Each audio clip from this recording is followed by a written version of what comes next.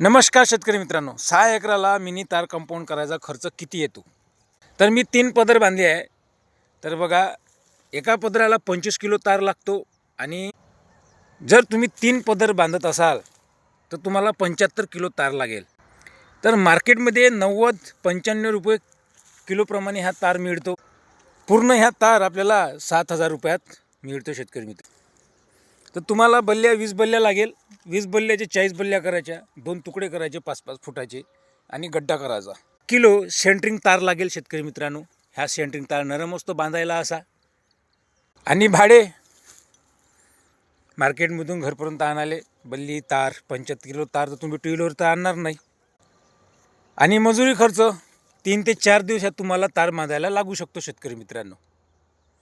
साधारण तर आपल्याला पूर्ण खर्च 6 एकर तार बांधायला 11-12 हजार रुपये येतो. तुम्हाला हा व्हिडिओ कसा वाटला? नवीन